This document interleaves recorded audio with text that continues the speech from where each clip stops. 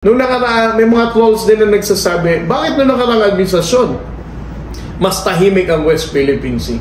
Mas tahimik kasi walang impormasyon na lumalabas para malaman ng ating kababayang Pilipino. Tatlong insidente lamang ang inilabas nila. Una, yung FB Jimber incident ng 2017, ang water cannoning incident ng 2020 ng resupply boat, at ang 2021 Chinese swarming sa Julian Felipe. Ibig sabihin, sa 6 na taon na yon, meron pa din namang mga insidente, no? But it was not publicized. Bakit naman ang China makikipaggera kung tubig lang to?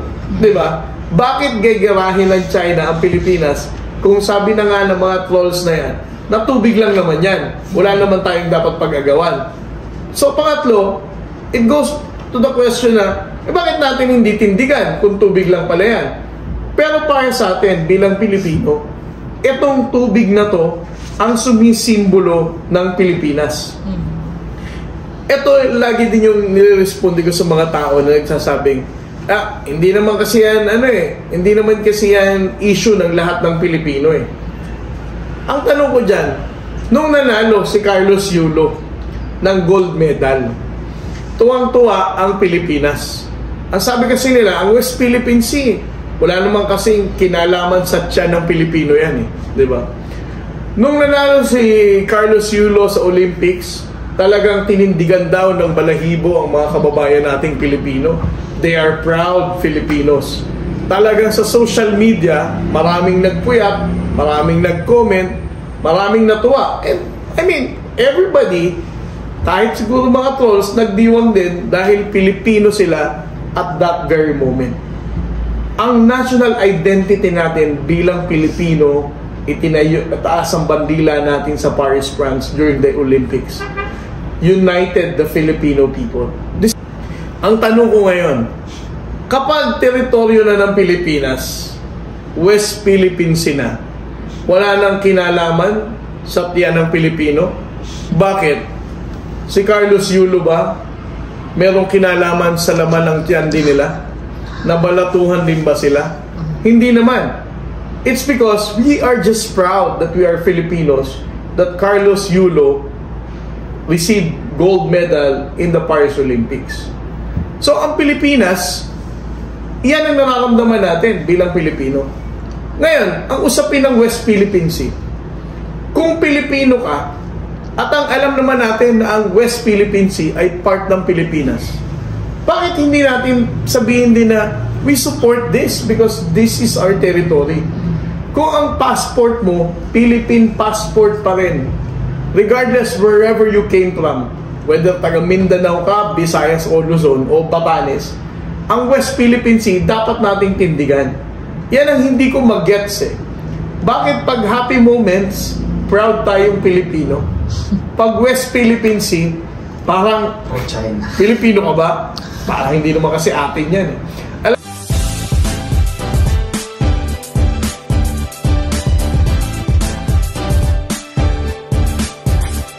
Naratibo ng kabilang grupo sa mga Pilipino na medyo panig-panig doon sa kabila na ito raw lahat daw pakanalang daw ni President BBM para raw magkagulo kasi lagi daw ninyong pinuprovok yung China para tayo ay yung nangyaring banggaan prinubok daw natin yung China.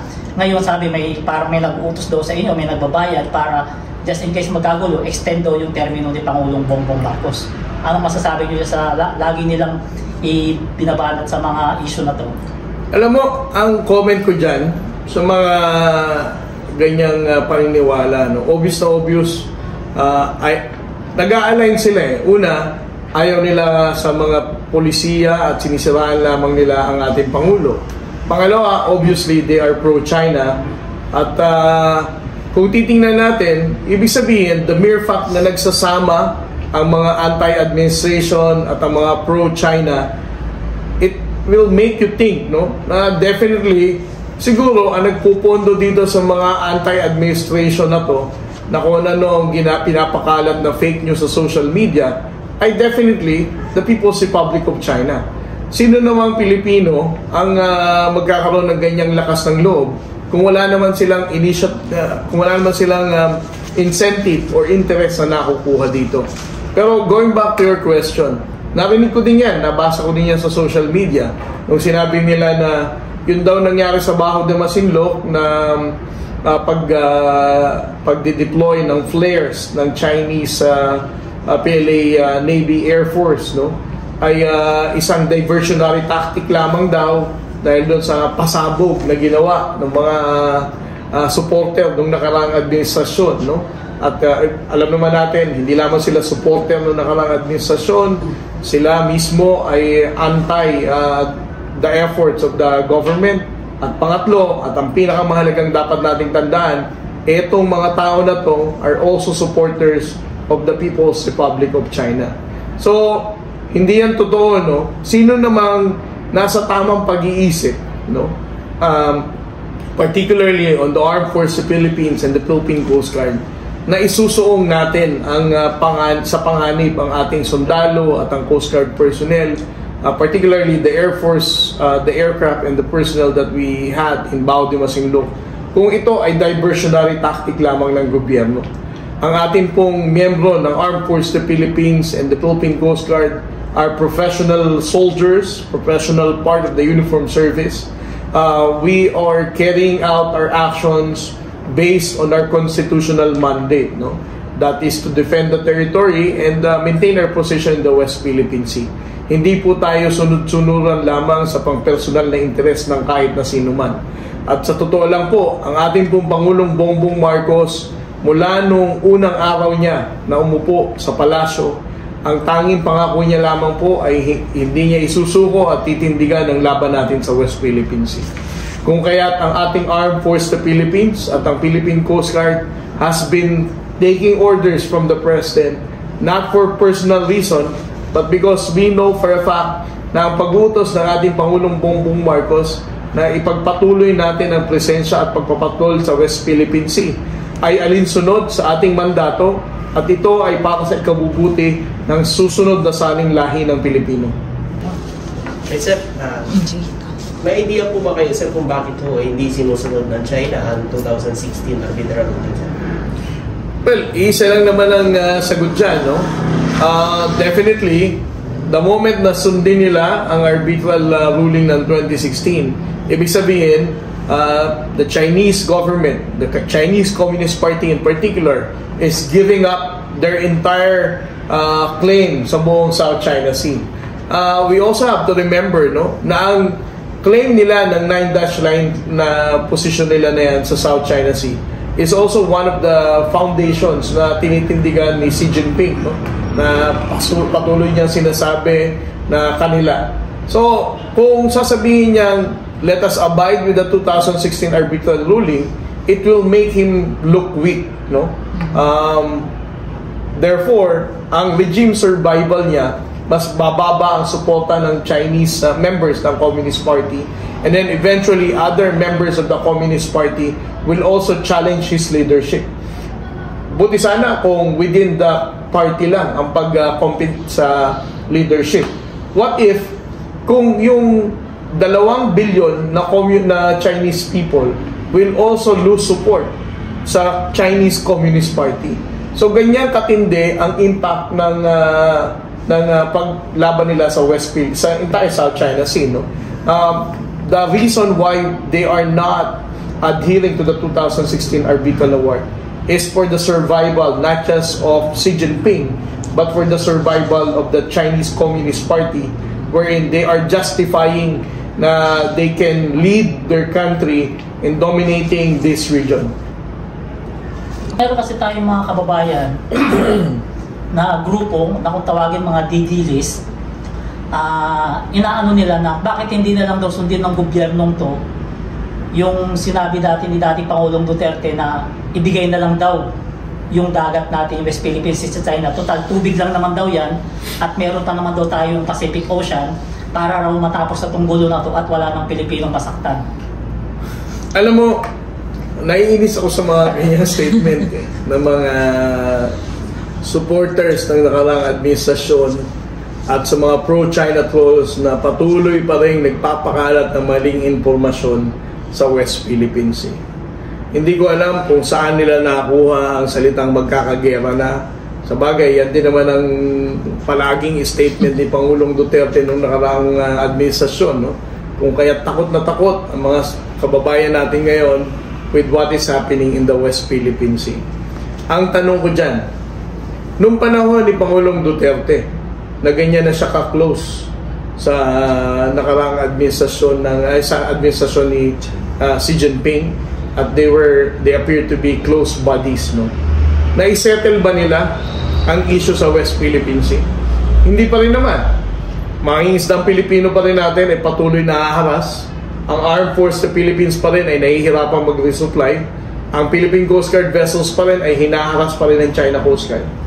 So, hindi ko alam kung anong masasabi nilang foreign policy na mas epektibo sa kanila. Ang difference lang natin ngayon is that we are standing up for what is right and what is ours in the West Philippine Sea. We choose to publicize to the Filipino people what is happening in the West Philippine Sea. Nung nakaraan, may mga trolls din na nagsasabi, bakit nung nakaraang administrasyon mas tahimik ang West Philippine Sea? Mas tahimik kasi walang impormasyon na lumalabas para malaman ng ating kababayang Pilipino. Tatlong insidente lamang ang inilabas nila. Una, yung FB Jimber incident ng 2017, ang water cannoning incident ng 2020 ng resupply boat, at ang 2021 Chinese swarming sa Julian Felipe. Ibig sabihin, sa 6 na taon na yon, meron pa din namang mga insidente, no? But it was not publicized. Pangalawa, ang tanong natin, totoo ba talagang magkakagera na dahil sa ginagawa natin ito? Sinagot ko na to di ba? Kung sigurado sila magkakagera, bakit hanggang ngayon wala pa rin naman, no? Pangalawa, how sure are they na magkakagera? Even Xi Jinping also has common sense, no? Na why would he even go to war over this? Siya nga nagsabi, tubig lang naman to. Bakit naman ang China makikipaggera kung tubig lang to? Di ba? Bakit gagerahin ng China ang Pilipinas kung sabi na nga ng mga trolls na yan, na tubig lang naman yan. Wala naman tayong dapat pag-agawan. So, pangatlo, it goes to the question na, bakit natin hindi tindigan kung tubig lang pala yan? Pero para sa atin, bilang Pilipino, itong tubig na to, ang sumisimbolo ng Pilipinas. Ito, lagi din yung nire-responde ko sa mga tao na nagsasabing, hindi naman kasi yan, hindi naman kasi yan issue ng lahat ng Pilipino Ang tanong ko dyan, nung nanalo si Carlos Yulo ng gold medal, tuwang-tuwa ang Pilipinas. Ang sabi kasi nila, ang West Philippine Sea, wala naman kasing kinalaman sa tiyan ng Pilipino yan di ba? Nung nanalo si Carlos Yulo sa Olympics, talagang tinindigan daw ng balahibo ang mga kababayan nating Pilipino. They are proud Filipinos. Talagang sa social media, maraming nagpuyat, maraming nag-comment, maraming natuwa. And, I mean, everybody, kahit siguro mga trolls, nagdiwang din dahil Pilipino sila at that very moment. Ang national identity natin bilang Pilipino, itinayo at taas ang bandila natin sa Paris, France during the Olympics. United the Filipino people. The same thing nung mga laban ni Senator Manny Pacquiao, 'di ba? Nagkakaisa ang Pilipino, proud tayo lahat, proud to be a Filipino dahil tayo ay nire-represent ni Manny Pacquiao sa kanyang mga laban. Ang tanong ko ngayon, kapag teritoryo na ng Pilipinas, West Philippine Sea na, wala nang kinalaman sa tiyan ng Pilipino? Bakit? Si Carlos Yulo ba merong kinalaman sa laman ng tiyan din nila? Nabalatuhan din ba sila? Hindi naman.